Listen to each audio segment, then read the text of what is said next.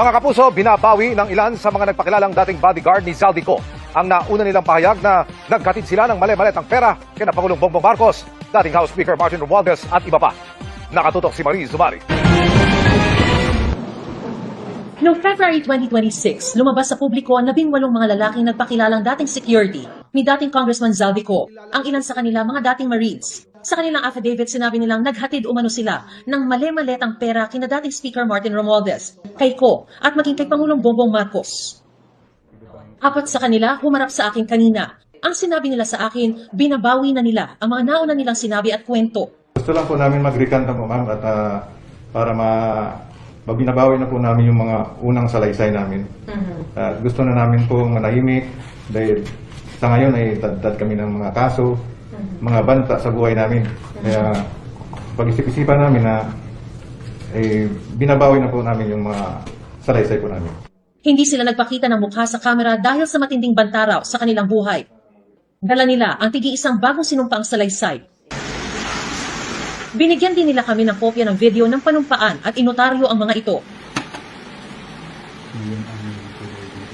Bakit niyo gustong bawiin? Hindi po totoo yung mga ibang sinabi na po namin. Binabawi po namin lahat yung salaysay na nagatid namin. At hindi totoo po yung sinasabi namin sa unang sinumpaang salaysay namin. Doon sa sa salaysay namin po, sa unang salaysay po. Sa affidavit. Yung hindi totoo yung sinasabi namin. Bakit niyo ngayon sinasabi na hindi totoo? Pero noon kasi pinanindigan niyo eh. Parang naguguluhan pa kami noon. Tapos ang nagawa ng affidavit namin po ay hindi kami po.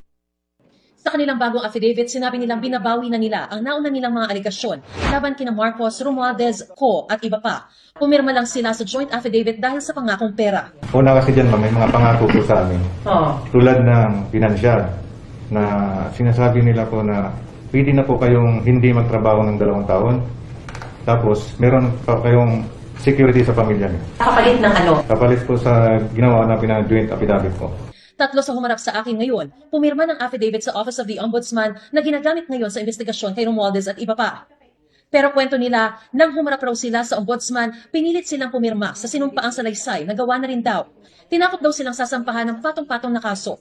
Ang affidavit daw nila ngayon, sila mismo ang nagsulat at walang namilit. 2 buwan na raw pinag-iisipan ng mga tinaguriang Maleta Boys na ito na bawiin ang una nilang mga salaysay hanggang sa maging buo na raw ang kanilang loob at i-execute ang mga bagong affidavit 2 linggo na nakalilipas. Anila, nag-iisip na rin daw ang iba pa nilang mga kasamahan na pumanig sa kanila.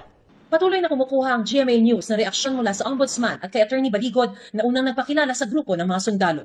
Mariz Umali, Naktutok, 24 Oras.